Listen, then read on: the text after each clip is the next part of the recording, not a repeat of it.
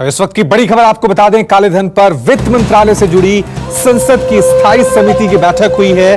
वीरप्पा मोइली की अध्यक्षता में बैठक में पूर्व पीएम मनमोहन सिंह भी मौजूद रहे। बैठक में वित्त मंत्रालय के अधिकारियों ने 3 संस्थाओं की रिपोर्ट पर प्रेजेंटेशन दिया।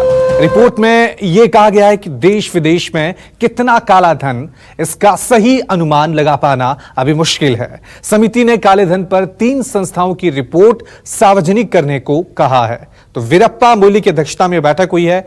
3 संस्थाओं की रिपोर्ट पर इस बैठक में प्रेजेंटेशन हुआ, जिसमें यह कहा गया कि कितना काला धन है, इसका सही अनुमान लगाना अभी मुश्किल है। चलिए इस खबर पे और ज्यादा अपडेट के लिए सीधा रुख करते हैं हमारे संवाददाता मनीष कुमार का। मनीष, बताएं जरा क्या कुछ हुआ इस पूरी बैठक में।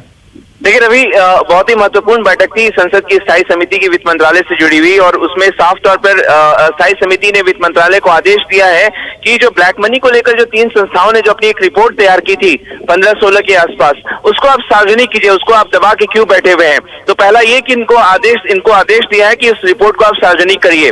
और साथ ही साथ दूसरा आदेश ये, समिति ने अपनी तरफ जो 3 संस्थाएं थी उन्होंने अपनी रिपोर्ट में कहा कि देश में करीब 2% से लेके 120% तक कालाधन जो मनी सर्कुलेशन हमारा है उसका हो सकता है। उन्होंने यह आकलन, यह अनुमान जताया है। साथ ही साथ तीसरी बातें ये कही है इन संस्थाओं ने कि यह भी संभव है कि देश में विदेश के मुकाबले देश में जो कालाधन है उसकी संख्या ज्यादा हो सकती है।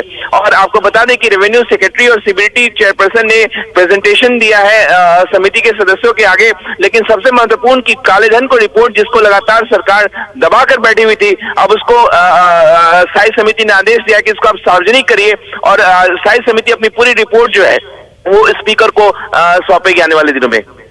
लेकिन मनीष, बड़े सवाल अब भी हैं, क्योंकि कालाधन का मुद्दा जो था वो पिछले लोकसभा चुनाव में भी था, लेकिन कालाधन का मुद्दा अभी भी मोदी सरकार की एक बड़ी चुनौती बना हुआ है। और यह सामने आना कि सही बिल्कुल भी हम अंदाजा नहीं लगा सकते कि कालाधन कितना है, अपने आप में कई तरह के सवाल उठाता है।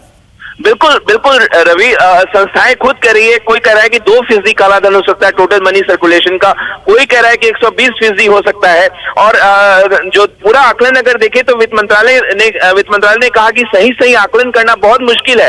हालांकि देखिए कि काले धन पर नकेल कसने के लिए इसी सरकार ने नोटबंदी का सबसे बड़ा फैसला लिया, जीएसटी लेकर आए। लेकिन आज भी जो है कालाधन कहीं ना कहीं वो कई सेक्टरों में हम लगातार वो उसका स्वरूप नजर आता है।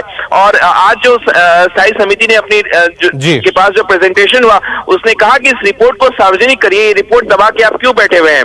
तो जाहिर तौर पर ये रिपोर्ट आएंगे तो कई स्कॉलर्स हैं, कई रिसर्चर्स हैं, उनको समझने में शायद ये ज्यादा आसानी होगी, और लोगों को भी पता चलेगा कि देश में किस तरीके से ब्लैक मनी जो है वो सर्कुलेट हो रहा है, किस तरीके से वो उसकी पैठ है।